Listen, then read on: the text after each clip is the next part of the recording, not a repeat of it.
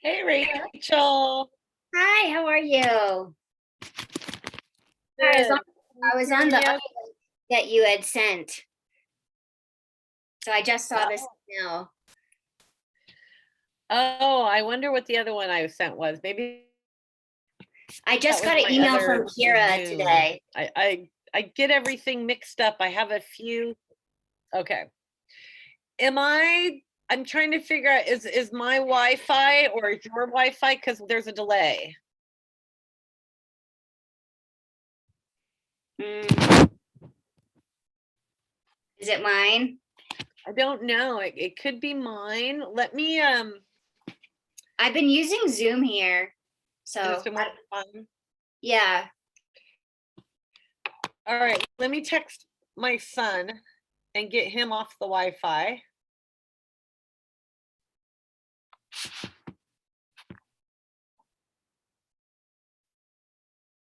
All right. We'll just know there's a delay if we have one and be patient with Okay. each other.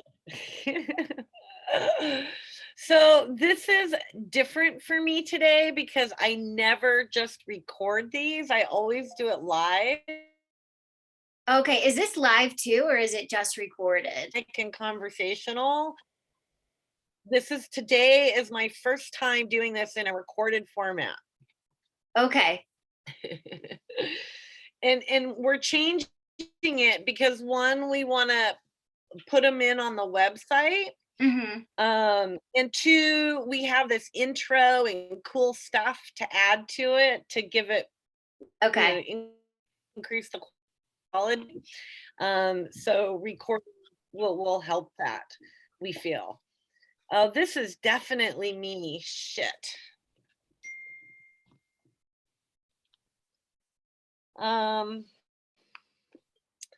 right, give me a minute. I am gonna carry my little system into the living room. Okay.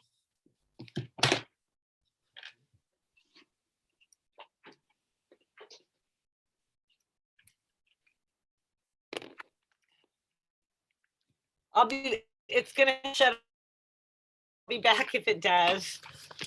Okay. It might not. We'll see. We'll see what I can manage here. This is funny.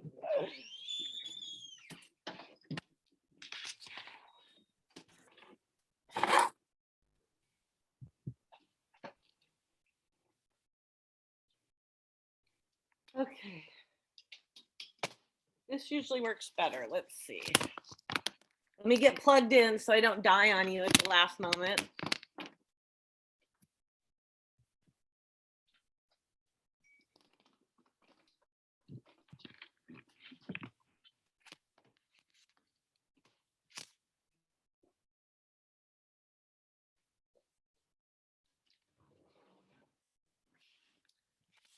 There, that's better. Yeah? Is Yeah. that better? Okay, good. Can you hear me okay? I can totally hear you. Okay. Okay, good. Let's see here. So, really, I'll tell you just a little bit of background of why we started this and what the intention is. Gosh, 5 years ago, there's been a lot of hurdles, and I just happened to get to run into probably most of them. And Kira and I, we see all these things happening, and it's like, how do we help women not focus on all their misery and like break through to the future, And I noticed that we were either not talking about the hurdles or we were just like victimizing ourselves around the hurdles. And personally, those hurdles really taught me how to do it my way. And that's why it's called Business Our Way. Is we wanted to find women that have been, that have been through challenges, but have come out of those or coming into the light around those challenges. Maybe not financially, because not everyone I interviewed is like killing it, but emotionally and intelligently, and so they're going to get to that other side. So we can share with our sisters those tools, you know, in a really healthy way. And you've impacted the industry in quite a few different ways. And this is really just my opportunity to give you space to share more of your strength as a woman than hustle. You know, we're always having to hustle ourselves, and we weren't connecting as women, you know? And so it was like always business and leveraging. And I used to do this on Sundays because Sundays you relax, kick back, and it was kind of like we're all just being friends together and Yeah. having a conversation. So this is really, I kind of help steer you so we get some of those objectives that I sent you out. And at the end, I will definitely, at the very end, I'll say, hey, Rachel, what are you up to in this next year? And you know, what are you going to be doing? Is there anything that we haven't hit on? And if through the conversation you haven't like promoted what you need to, that's your time to go boom, boom, boom. This is what I got going on. Check me out here. So you will get that promotional space too. And you can promote through your conversation, but really, this is about you as a strong woman, still keeping your head up high and navigating this industry so we can inspire other women. Beautiful. I love it. Okay. Now you know the objective. Let's see if I can get my little setup done right. There we go. All right. Well, I will just kind of, the screen's going to be primarily on you when you're speaking. And when I ask questions, you'll see me do this so they can see both of us. But you will primarily be the focus. I don't know what you'll see on your. I just see you and me the whole time. Okay. Well, just so you know that you will be the focus. Okay. And then as I'm producing this. And then we'll just dive in. I'm gonna. Okay. Tell me when you're ready. Oh wait, I gotta get my joints. I can't do this without a joint. Oh wait, am I supposed to have joints ready? If you want one, Are we like, is this like a smoking conversation? This is like, honey, we're having tea, smoking our J. Okay, wait, can I have 1 second just to get my pipe? I'll just get my pipe all and the my. time you need. I'm gonna go get Okay, I didn't realize we were gonna do that, but I actually smoked a little bit before, but I'm like, it'll be even funner if we're doing it on the camera. Totally. I love it. I wish I had a joint roll right now, but I don't want to like sit and roll it.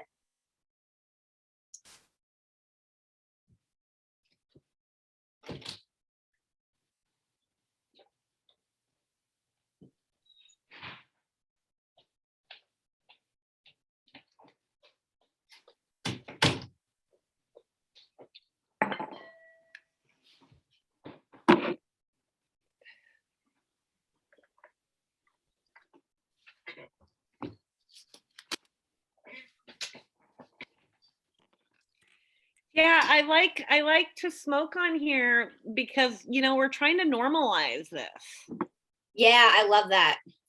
And I don't, you know, when I'm in some environment, smoking a joint makes me feel dirty, and I don't like that.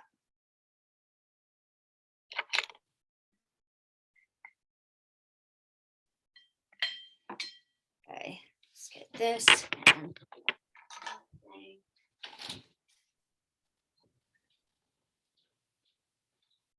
Oh, I love your orchids.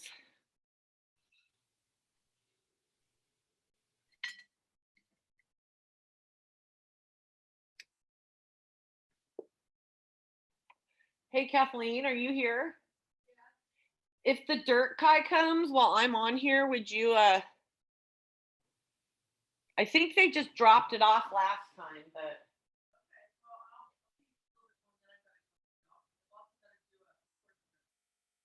Oh, online? Here? Yeah. What time?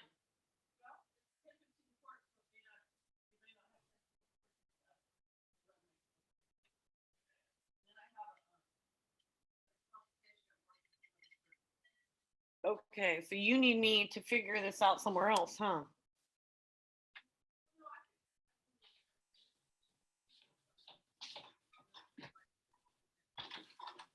Okay.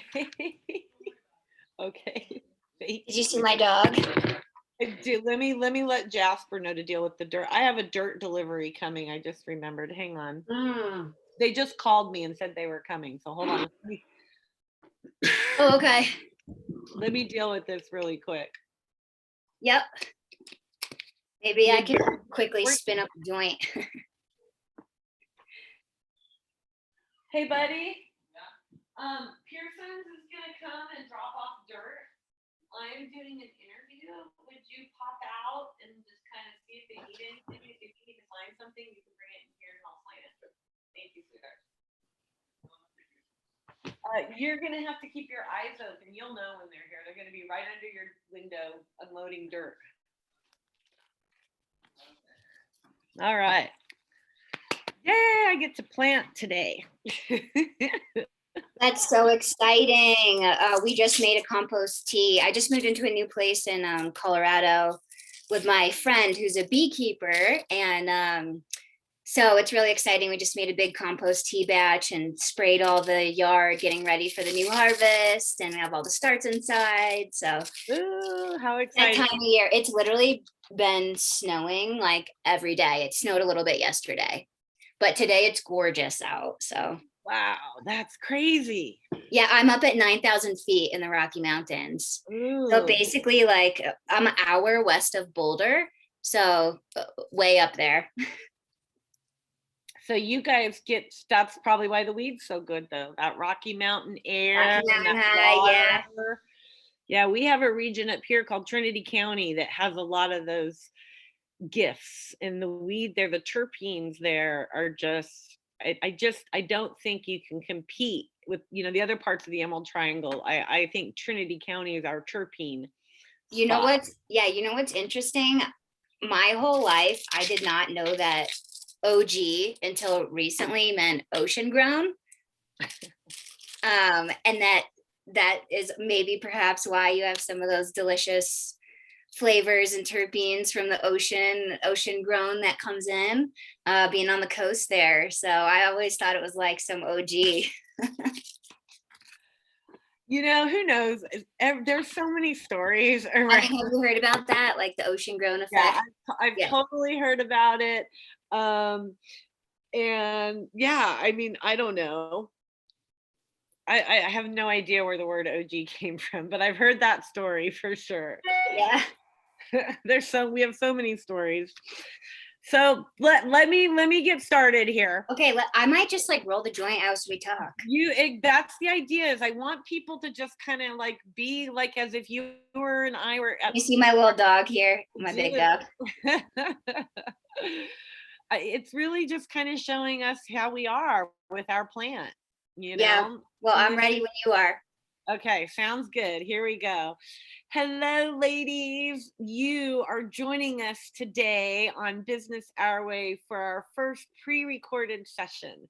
And you are on our new website, Women Empowered in Cannabis, where we've got amazing discussions to help you get your products moved, get your supply chain strong, help you get the right business support you need, as well as connecting to just women across the globe in this amazing cannabis community.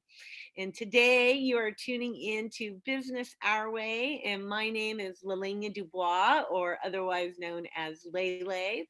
And I am the leader in the Women Empowered in Cannabis supply chain group. And I get to help women across the globe connect the dots to keep their businesses flowing. And on Business Our Way, we talk to amazing women who are building this industry their way and taking the bull by the horns, ensuring that this is a business with integrity and heart. And today I'm really excited to get to introduce to you a young woman who is doing doing both of those. In multiple ways around our plant and in our industry. Welcome, Rachael. Thank you for joining us. How are you doing today, and where are you? Thank you so much, Lele. It's such an honor to be connecting with you today. And thank you so much for having me here. I'm calling in from Nederland, Colorado. I'm up in the Rocky Mountains, and it's a beautiful day today. Right on. And what do you do up there in Netherland, Colorado? I didn't even know there was a Netherland, Colorado. Yeah, a lot of people don't realize it's just west of Boulder up in the mountains, up the canyon there. So it's beautiful area. I love being up in the mountains, and I've been in Colorado for the last 10 years or so. And what I do up here, many different things, one of which I'm the founder and educator at Ganjasana. So I lead cannabis, yoga, meditation, and mindfulness classes and ceremonies, and we also have trainings. And I also focus on regenerative farming, both in hemp and cannabis, and launching Oh, Rachel. Suelo, all regeneratively grown hemp products. Wonderful. And we were just discussing before I pressed record. You're in a really high elevation area. What kind of medicines are you guys growing up there? And let's talk, because we were talking about regions, and I think it's important to share with people the difference of how those regions impact their medicine. Yeah, absolutely. I first of all want to say, in terms of the growing systems, what I do is an indoor no-till cultivation, and so that's modeling nature inside. So when you are in moving your growing indoors, you can always create any type of environment that you seek. And also, the really cool thing about outdoors, living in Colorado, is I've been able to learn and see how the cannabis plant is so resilient. It is really called a weed because she grows just like a weed. She is so resilient. And when you build stable ecosystems in the living soil, for example, having a no-till pot outside and letting that run through a full cycle and having it go all winter long. So keeping that same soil outside, it goes dormant. And then having your new plants that you plant in the next season and seeing how these plants are so resilient, how they thrive. Up here, we can get hail in the middle of June. It was just snowing yesterday. So the being mindful of that, but also knowing that you can be a successful grower and farmer just by understanding nature cycles and working with her. So in terms of what exactly we're growing, all sorts of things. Some of the genetics actually I get were from California. Bodhi Seeds is one that I like to source from. He's a wonderful breeder, very trusted, especially when you think about the environment of which you're growing your plant. The most important part is the genetic, because you could have the best soil and you could have the best system set up, but if you don't have good genetics, what are you gonna plant? There's a great quote: if you plant ice, you're going to harvest wind. So knowing what it is that you're planting. But my actual personal favorite was one called Holy Headband. It's a cross of Big Sur Holy and Headband. And when I work with cannabis, a lot of times I'm working with the spirit of the plant. And so as we understand, genetics affect us in different ways. That particular one I found gave a really great, it almost felt like you had a headband, like I had a halo around my crown chakra, and just allowed me the space to embody the spirit of the plant. With that being said, I also use the plant for healing and medicinal purposes. And so there's been a lot of different genetics from like the Harlequin, for example, CBD variety, where I was focusing more on the medicinal and healing properties of the plant for my own healing, as well as other people's. I learned how to grow indoors from the creator of Headband. Oh, wow, really? Yeah. That is pretty awesome. He's who set me up on my first indoor grow. Yeah, headband's one of my favorite. And I'm actually from the East Coast, and my top favorite genetic, I think it came from Florida and then migrated up to Vermont, but it was called the grape, and just the grape. And it was a very like body, indica type feeling, had that nice flavor profile, sort of fruity and piney. So that was one I haven't come across in years, but that was a favorite of mine too. I'm putting in the yard right now some afgoo, which is my favorite old time genetics. Oh yeah. I'm really excited to get to have in my hands again. I didn't realize that you were an indoor no-till. That's how I grew. I was a vertical indoor grower and reused my dirt. And was taught that by the creator of a company called Sensational Solutions, Marty and Andrea Yip. They are incredible. And in 2009, I was growing indoors and people were telling me I was crazy for using dirt. And then I met Marty and Andrea and they went, no, you're only crazy for not reusing your dirt. And then I started learning that True no-till is you keep that same. Yes, exactly. And I was like, whoa, it blew my mind. And of course, it was exactly how you should do it. So I appreciate that you're doing that. Well, it really just makes sense in every way, from economically to environmentally to labor wise. It's less work. It's most beneficial for the environment. You're closing all the loops in your system in a no-till system. So you're not having any runoff. You're not having to get rid of anything. You're recycling everything back in. Every leaf that you trim, every stalk that you have at the end of cycle, you can recycle that all back in. Yeah, I'm getting to help someone on the East Coast, a small medical grower, implement those practices. And I'm like, you got to spread the word. Oh, beautiful. Get everybody to do this. It's really my hope and dream that everybody who is cultivating anything, be it cannabis or any herb or any vegetable, plant, fruit, anyone who's farming, that they do it in alignment with nature. So my personal goal is that's why I love education and speaking about these practices, is because it doesn't matter whatever stage you're in or however you're currently growing in this time. We can always learn more and adapt and become better humans in our practices.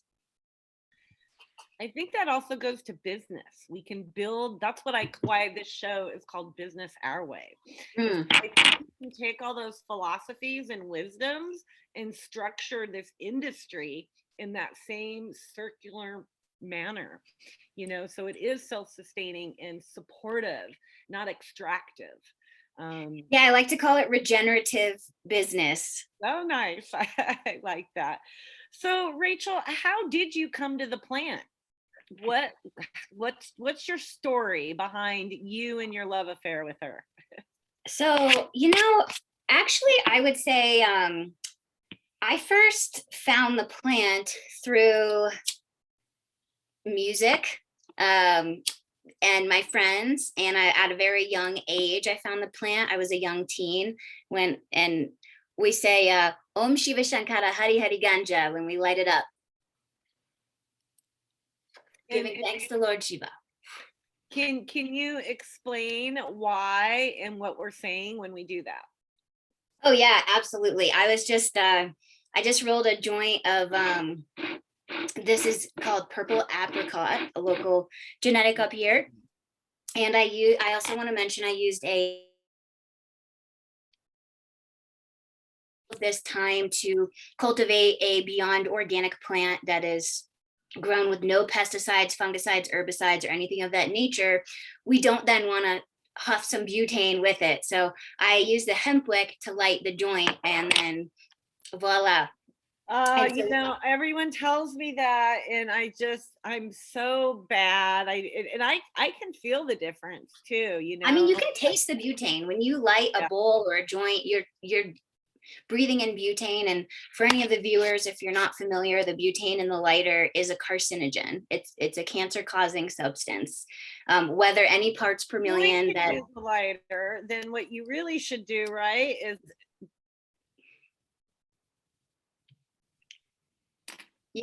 Or that is great as well. And Now so we're I said, yeah, I said Om Shiva Shankara Hari Hari Ganja is giving thanks to Lord Shiva. It's in Sanskrit. And they say that when we're talking about genetics in the Bhagavad Gita, where the Amrita fell was the original land races of where we might find some of our genetics, like the Afghan or the different Kush varieties from the Nepalese mountains. And so there's lots of myth and story into where cannabis came from. Some say it was given to us from the stars, from a different god or goddess. And so we say Shiva is the Lord of Bang, and he turns the ocean. And so he mixes the milk and honey. And we kind of see that as a Bang, Bhang, that drink of cannabis that you can smoke. And there's a whole quote about the herbs and the elixir of life. And so whenever I when I use the plant, I like to say a little prayer with it too. so you're pretty much giving thanks to the plant. Absolutely. And when I first found cannabis, this was not, I actually was not aware of what genetics I was smoking. I just knew that we had, the chronic and the bad weed, and they were different prices. And I think, everyone's use of cannabis is medicinal. So whether we call it recreational or not, if we're using it for relieving anxiety or stress, or at the end of the day, or to connect with our friends, it is medicinal in some way. And I think for me, it really became a spiritual practice because it allowed me to open my mind once I started working with cannabis, this curiosity about the herb and about who I was as a person was able to evolve and explore. And I also bring up the concept of music because in plant medicine, there's the word icaros, which are the plant songs that a shaman or a ayahuasquero might sing to you while you work with plant medicine. And so the songs that we hear, the vibration, the sounds, everything around us impacts our experience. The music drives the medicine. So when I was younger, I was, and today I still love the music so much. I really first found cannabis and explored those environments in the music culture of certain bands. I really believe first of all, I really appreciate everything that you're teaching right now in this conversation. I really believe that this plant is the beginning of an evolution around vibrational awareness. We've got physics, science is catching up to that, but this plant really shows that. It's so impactful. I've had a plant lean into me because it was created for me, and I would walk into the nursery and you could see it lean to me within like 3 or 4 minutes of me being in the room.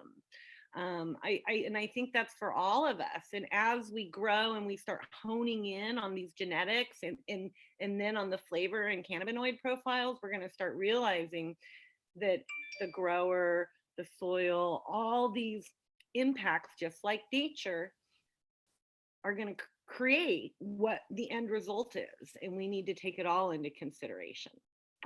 Well, and when you bring that up, I want to talk about actually a specific subject because we're here to talk about business. And when you talk about terpenes and sphere of the plant and all the different cannabinoids, right now we have businesses that can create a terpene from a petri dish in a lab, and they're doing it.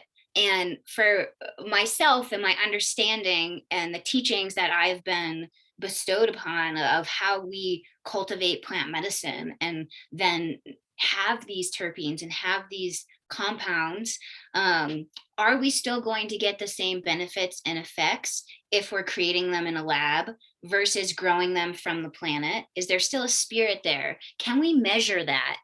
Is there a way to scientifically see the similarities and the differences once we start to isolate molecules. And I think that's what she's going to show, that what you and I probably already know, is that yes, right? It does matter. And I think that's how she's going to shift that awareness in a really big way, because it does matter. And she shows it pretty clearly when you start really looking at those things.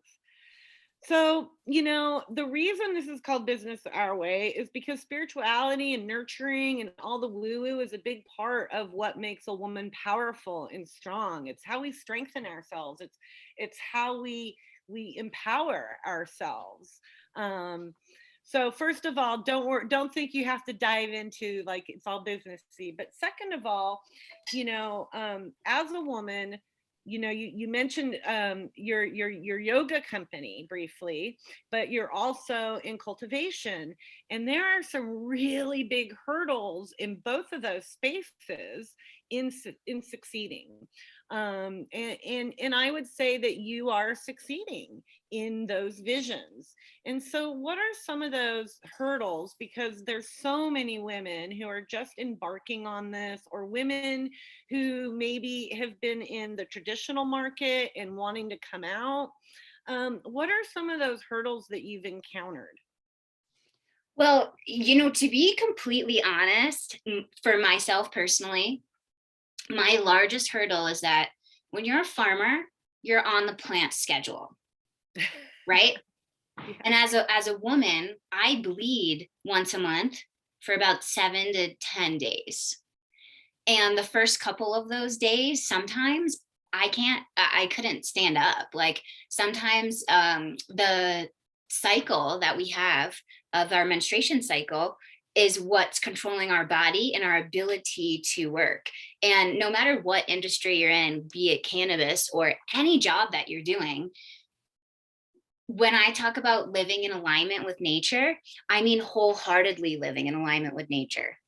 So that was the biggest hurdle for me, was that I had days where I just needed to tend to myself and I couldn't tend to the plants. And so this is why it's really crucial to have a solid team, and working with people that you can rely on for different times. And also knowing that when you're a boss, you're a business leader, you are scheduling your own time. You're the architect of your destiny, right? You're creating your life. So that's actually really empowering to know that you can create any life you choose. So if I know that I'm going to bleed once a month, I'm going to schedule the time to say, okay, I'm going to prepare ahead of time. I'm going to get all the cuts ready, or I'm going to get my compost teas ready. I know because I have a schedule and I'm keeping track. So the weeks before, everything for my business, I'm going to prep, I'm going to plan phone calls. Like our interview today, I planned around our cycle. I'm leading up to ovulation. So I felt like that'd be a really great time. Whereas if I was maybe in a space where I needed to tend to myself, I might not want to engage in speaking with somebody. And I brought this out because I want to share with everyone our Babylonian calendar is based off of the planets, and the days of the weeks are also based off the planet. So also, whether you're male or female, you can follow this calendar. But this is what I personally do for myself. So Monday is Moon Day, so it represents the moon. And so on Mondays is a great time for nurturing, being in your feminine energy. And so what I personally do on Mondays is I go deep into like reading my textbooks. I love textbooks. I love always increasing knowledge. So I'm like going deep into the work and my creative work. Maybe if you have a social media, just busting out all your content and like really getting into that side of your creative self where you're in the zone and you're on this specific task and you're like just really nurturing yourself and your business. I have another thing here. Okay. Yeah, the other thing I work on Mondays is like if you have blogs to write, or if you're prepping art. I also write articles. I write for Skunk Magazine and a couple other publications. And so Mondays for me is a great day to really get into that because it's the day of the moon. And then Tuesdays is Mars. And so what do we think about with Mars is very masculine energy. So Tuesdays is like, get to your to-do list.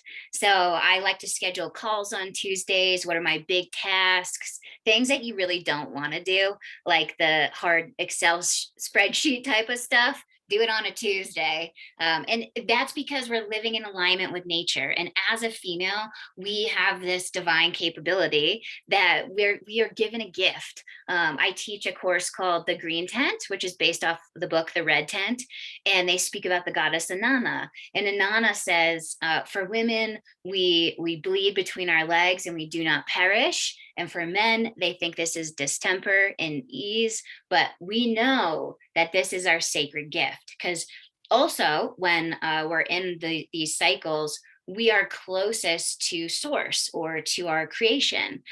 So we have this almost magical ability to tap into that source. So that's why I also like to set aside time for my work, because it's not like you're saying, oh, I'm taking a day off, or you could see it that way. It's really up to you, and to live organically in the moment of what's going to serve you best. But what I found is sometimes guilt and shame emotions come in as women, especially like you spoke about before. We always feel like we've got to hustle, hustle, hustle. And I do hustle, but I schedule in the days that I'm going to hustle. And I schedule in the days that I'm going to reflect or tune inwards. And just like, a flower, it doesn't blossom every day of the year. Just like us, we need to not feel any guilt or shame. And if we do, let the feelings come and let them float away, because we're doing our work on this planet and we're women, and we need to honor our womanhood, our femininity, to do that work. So that also might look like balancing in with male energy. So because I have certain times I can't work, I have males on my team, so we have a balanced energy. I like also having, different mindsets where we're each bringing in our own perspective. Because when you think about a business too, if you're just in your feminine perspective, you might be cutting off a whole portion of your market that you're not even considering. So it's nice to have, like, I'll call it the king and queen arcana archetypes to come in. And Oh, even, sorry, I could just go on and on. I was oh going my to go God. through the No, basic. I thought you were done, and I didn't want you to feel like, first of all, thank you, because what you're saying is absolute truth and wisdom, great wisdom. I really appreciate you sharing it so clearly and succinctly, almost like here's the checkoff list, because a lot of people get overwhelmed with the woo woo and don't realize that it's like really A, B, C, and D here to get us to Z. Right. I have a girlfriend who has written a book, and I wish I could remember the name of it, but it's all about building around these cycles. She's also creating a hedge fund around the same philosophies that we just talked about. I'll have to connect you to. Yeah, I would love that. It's really Yeah. rooted in biodynamic farming, Rudolf Steiner, and understanding these natural rhythms and concepts. And it's not just how we work with our cannabis plants, but it's how we live our lives. Yeah. And when we can live our lives just in alignment with the plants is when success blossoms and abundance comes. Absolutely. I want to add something to what you said for women who are no longer in cycles, because I'm not. And it's Absolutely. really about two things. One, living with the rhythms of the moon, and then that power she was talking about when you're bleeding. That's also what I call sacred sexuality. And in those moments are pure moments of magic for creation, like what Rachel was referring to. So it doesn't end as you get these lovely gray hairs. Well, yeah, absolutely. And that's the whole other part of the cycle, we can align with the moon. Is we start as the maiden, and we move into the crone, and as we go through each phase of life, it's about 25 years. So like once you're 25 is the maiden, and then once you hit 50 you come into the next phase, and then 75. And so they say at each new point is like the phase of the moon. So the 50 is the full moon, and then we're going into the Oh, is it? I didn't know that. Ooh, I feel it. yeah. And there's a have you read the book The Red Tent? No, I have not Okay. had time since I think it should be recommended reading for Okay. everybody on the planet, but especially all young women. I know So about the Red Tent, but I've never read the book. it's a historical fiction story by Anita Diamant, and it has characters from the Bible and other. It's kind of like the female side of it. They talk about herbal abortions women used to do. They talk about the bleeding into the earth for your first time. And the red tent was where women would come and sit in a tent and bleed together. And our pineal gland in our brain is like aperture in a camera. And so it used to be connected to the, so it would signal our bodies to bleed. And on the full moon, it would signal us to ovulate, and let that whole cycle move and continue that beautiful cycle. So yeah, just saying in terms of like what was the biggest hurdle, and then how I got over it was, the biggest hurdle was trying to live as a female in a society that was built by men. The Monday through Friday, weekends off, 9 to 5. It doesn't fit. The puzzle pieces don't fit. So I had to create my own puzzle, and that's how you do it. And that is exactly why we titled this business Our Way. Yes, I love it. I love it too. I love it too. All these modalities are ancient wisdoms, right? The reason that we did these things is because of how they empowered us, which is why we need to start bringing those pieces back to be strong, because it's time for women to be leaders again. These tools that you mentioned are really the tools that empower us to be those leaders. So we're not masculine men fighting and brodozing and having narcissistic behaviors in those rooms. We are the women holding strong, powerful, nurturing space for healing. So thank you, Rachael, for sharing all of that. I was raised with all of these traditions, but I don't have labels and words and the tools to express them the way you did. And I just so appreciate that, because it is, to me, what you explained is the key to how I navigate and succeed, is understanding and pulling and using those tools to stay strong within myself, because we get so inundated with external noise.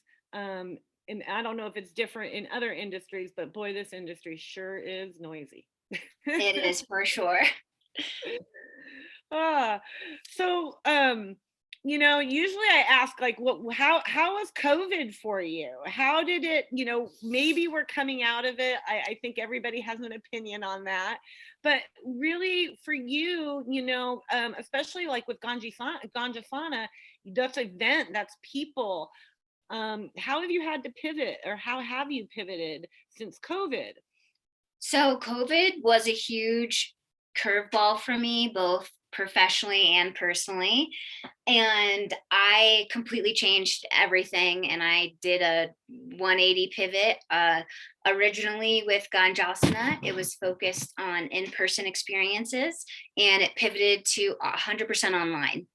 I'm still doing in-person experiences. We're just starting to reopen that up, but I had to completely pivot. I had to learn how to use different computer programs and technology, and update website, and purchase new equipment, microphones and green screens. And once you're pivoting, you then have to change everything that you're doing, the way that you market, the way that you outreach, because it's completely different offerings once you're turning into an online audience. what was really beautiful is in permaculture, there's a saying that every problem is the solution. And in this pivot, it actually gave me great success that I'd never seen before. And it allowed me the opportunity to reach people who had never been able to access the in-person experiences. So it was like a win-win for everybody, both me and the potential clients and students out there, so we could all connect together.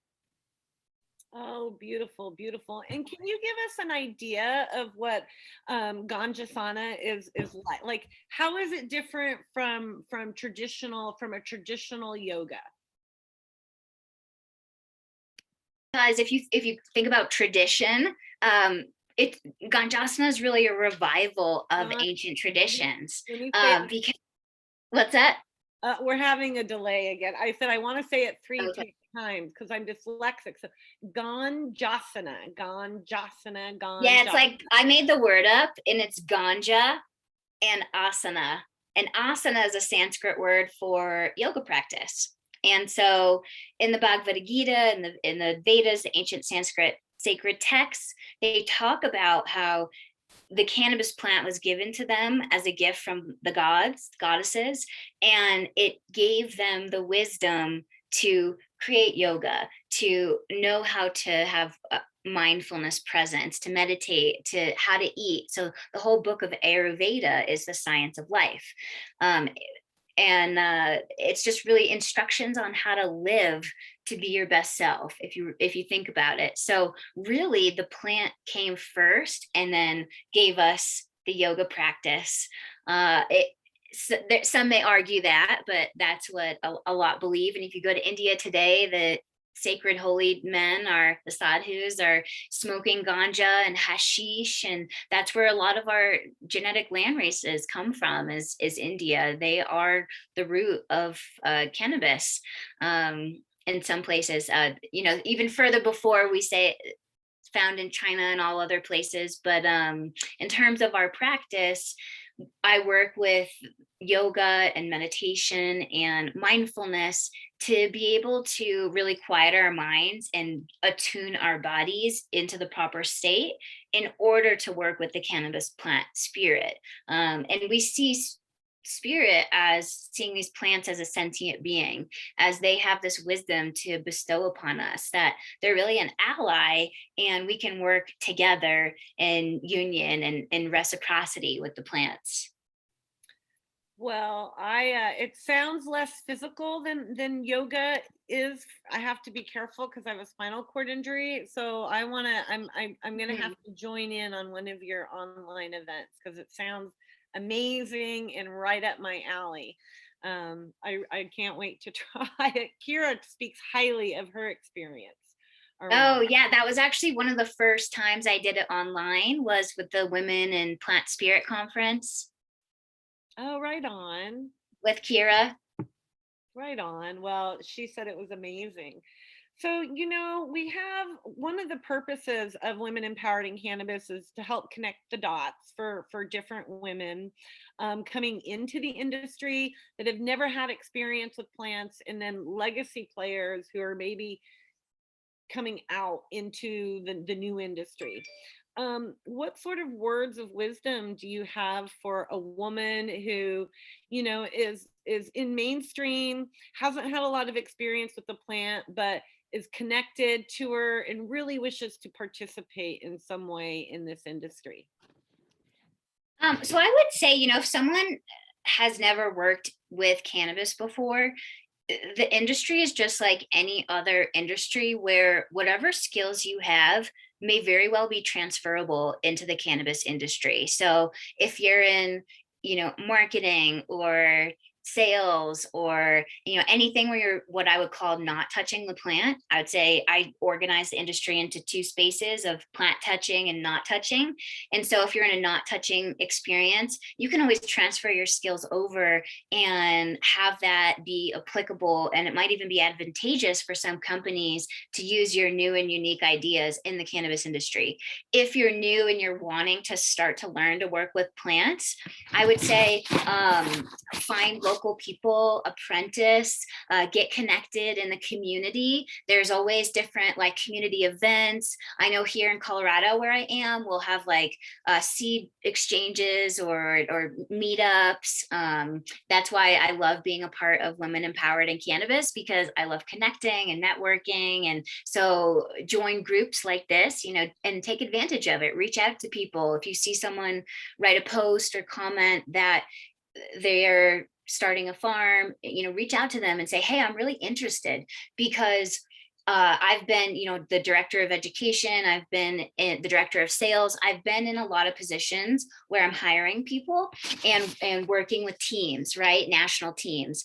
And what I find is that it really sometimes doesn't matter how much experience you have, whereas the passion might also be your foot in the door, right? If you're so passionate about something and you just want to really learn how to grow and you want to get out in the field or you want to get into someone's place, just go reach out to them. You know, they won't know unless you speak that desire into existence.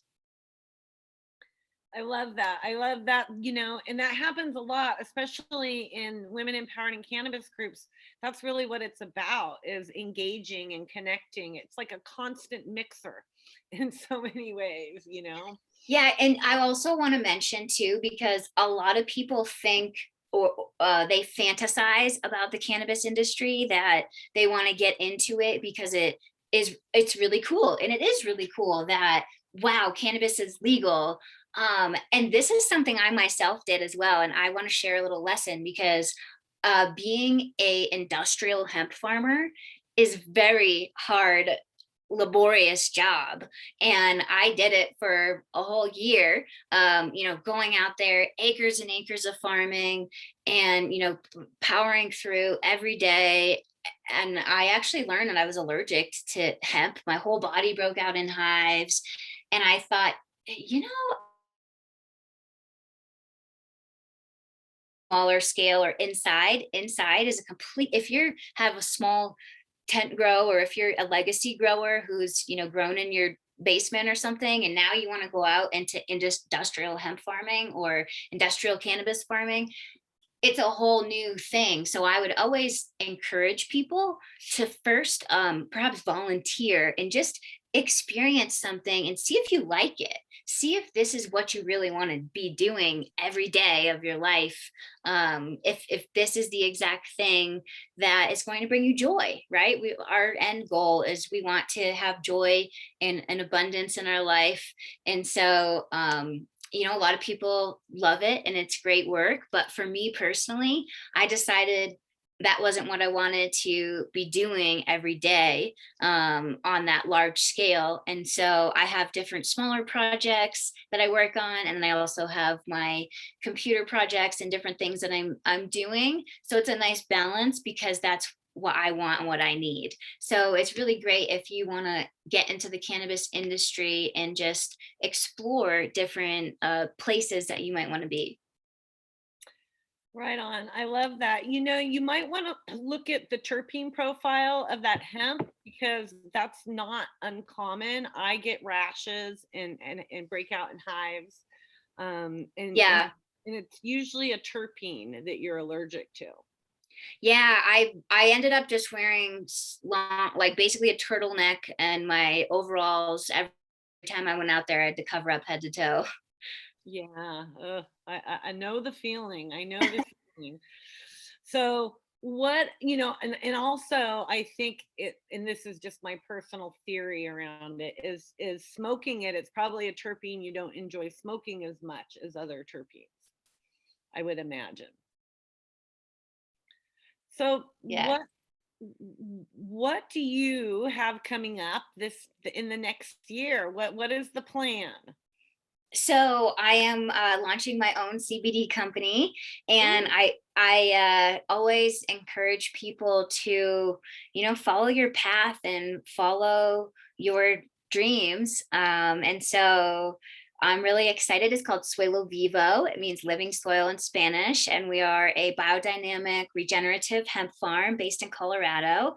And so really excited about that. And then with Ganjasana, we have lots of online events coming up. Also, we're doing some special in-person events as well. And this week we'll have a Wisdom of the Bees. So on Thursday is World Bee Day, and we'll be having a special bee education with a sacred beekeeper here, Courtney Codsgriff, and we'll embody that with our cannabis ceremony and our pranayama and breathing and yoga practice.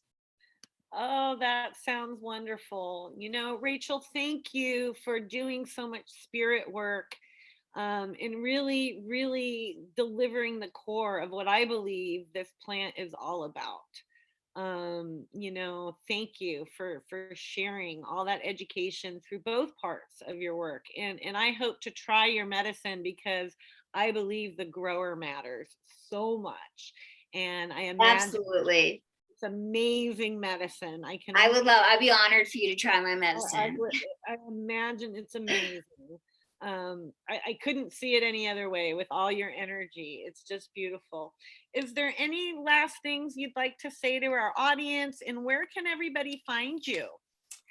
Yeah, I would just say if you want to learn more or get into the cannabis industry, just start. Now is the time, and reach out and just start now. And I'm always happy to connect with people too. If you're interested in anything I'm doing or you want to connect and collaborate, I love working with other people, especially women. And you can find me at ganjasana.com, GANJASANA, and that's all our social media handles as well. Well, thank you for taking your time out today and doing this interview and helping all these women find their spirit and take good care of themselves through their natural cycles. I just really appreciated that message that you shared with us today. And ladies, I want to thank all of you for tuning in and taking the time to come find us on the website, because I know this is a whole new format and we really appreciate you supporting the group this way. And I look forward to our next interviews. We're actually going to be here in Humboldt County, and I'm going on site to Social Spa to interview the director of that spa. They're doing THC massages, and I don't know what else, but we're gonna find out. So I look forward to that interview next time. Have a great day, ladies, and we'll see you then.